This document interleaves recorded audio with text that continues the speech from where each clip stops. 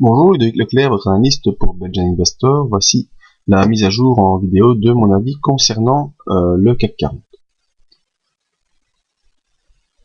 Alors, voici une graphique du CAC 40 en unité journalière sur une périodicité de 3 mois. Je vous l'agrandis au maximum pour bien profiter de tout ça. Donc, lors de la dernière vidéo, on était resté sur cette hausse de vendredi avec un gap haussier assez important. Je prévoyais, moi, un retour sur ce gap haussier avant de pouvoir poursuivre en direction de l'objectif des 3564, quelque chose comme ça, 3596, pardon. C'était l'objectif haussier de la semaine qui était envisagé.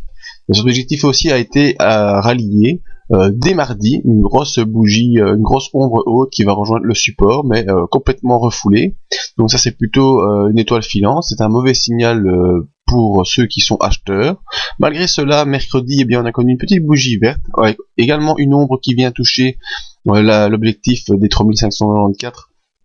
Ah oui, elles sont 3595, on parle plutôt d'une zone plutôt qu'un objectif vraiment en termes de points stricts. Et on ne passe pas.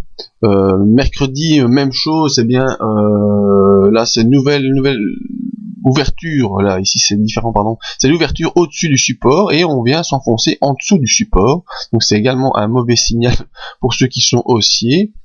Jeudi, doji en haute vague, donc là c'est vraiment clair, le combat entre haussier et baissier, on termine proche du point d'ouverture et légèrement en dessous, mais là pour la première fois jeudi on reste au-dessus du support et vendredi même genre de configuration. Donc malgré toutes ces bougies qui au jour le jour sont des mauvais signaux pour ceux qui sont haussiers, bon vous voyez que le cours quand même a bien pu progresser et qu'on a gagné sur la semaine. On est passé d'une ouverture à 3567 à une ouverture à 3605, donc moins de 50 points de haut, c'est pas énorme, enfin c'est une semaine quand même haussière. Mais toutes ces bougies, je vous avoue, moi ça ne m'inspire pas beaucoup de confiance, hein, je vous l'ai agrandi un peu pour voir. Donc lundi, cette étoile filante qui vient ici clôturer bien sous le support malgré qu'on l'a atteint. Mardi, on touche le support et on clôture en dessous. Mercredi, on ouvre au-dessus du support, on clôture en dessous. Jeudi, vendredi, deux doji en haute vague qui ne sont pas très encourageants au niveau strictement graphique des bougies japonaises. Maintenant, voyons ce que nous disent les indicateurs qui doivent pas être mauvais étant donné qu'on a progressé durant la semaine. Et MACD toujours au-dessus de son signal, haussier et en progression, il n'y a pas de faiblesse sur les MACD, c'est un bon signe pour la suite. Alors le stochastique, lui, dans la zone de surachat, c'est-à-dire qu'il ne sait plus monter très très haut, il ne pourrait faire que descendre, ça ne veut pas dire que ça va baisser, mais en tout cas on est au maximum de l'impulsion.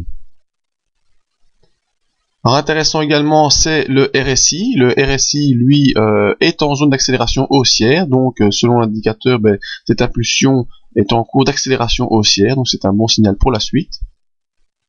Et le BV qui nous montre les volumes, vous voyez que depuis la mi-novembre, les volumes acheteurs sont très impressionnants. On ne fait qu'augmenter sur les volumes, donc c'est aussi un signe de confiance des opérateurs sur le CAC 40. Donc malgré ces bougies japonaises qui ne sont pas très rassurantes pour moi, les indicateurs sont bien orientés, plutôt d'une impulsion haussière qui devrait se poursuivre. Donc le scénario en tout cas à surveiller, ce serait de rester bien sûr au-dessus de ce support, hein. Il faut surtout pas venir le réenfoncer. Donc je vous efface les flèches du scénario que vous avez fait pour la semaine qui vient de s'écouler. Donc il faut absolument rester au-dessus de ces 3594, 3595, donc vraiment cette zone ici. Peut-être qu'on aura une latéralisation, hein, ça on ne sait pas, peut-être une latéralisation, peut-être qu'on aura encore quelques clôtures proches du support, mais en tout cas si vous êtes haussier et vous voulez poursuivre cette hausse, eh bien il faudra viser en objectif haussier les 3696 qui est le prochaine résistance hebdomadaire. Malgré tout, je resterai quand même assez prudent. Si on a une clôture qui se fait sous le support des 3594, je serai quand même assez prudent qu'on puisse rejoindre ici la zone des 3540, la zone du gap haussier, qui correspondra peut-être également à la M20 haussière. Donc pourquoi pas envisager pour la semaine prochaine plutôt un retour sur la M20 avant de pouvoir poursuivre et de revenir proche du support de 3594. Moi je serais plutôt neutre pour la semaine prochaine. Bon, on peut se tromper, hein, c'est pas grave. Si je me trompe pour les haussiers, tant mieux. mais moi je serais quand même assez prudent malgré les indicateurs qui sont très très bons, très bien orientés. Cette configuration de bougie de cette semaine me donne pas entièrement confiance pour la suite. Moi je pensais plutôt pour un retour sur la M20 avant de poursuivre et terminer. À mon avis, on terminera l'année aux alentours ici des 3600. On ne devrait pas aller beaucoup plus haut. Et encore une fois, comme je vous dis, si je me trompe, tant mieux pour ceux qui sont haussiers. Donc voilà, c'était mon avis sur le CAC 40. Vous pouvez nous rejoindre sur le site. Ah oui, pour ceux qui l'ont remarqué, il y a actuellement un petit problème sur le site.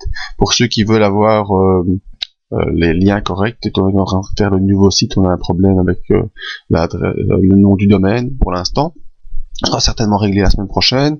Mais si vous voulez me joindre pour avoir les nouvelles adresses, rendez-vous à cette adresse mail. Et sinon, sur l'adresse Facebook, vous aurez les liens corrects pour rejoindre toutes les vidéos sur les autres indices et matières premières. Merci et à la semaine prochaine.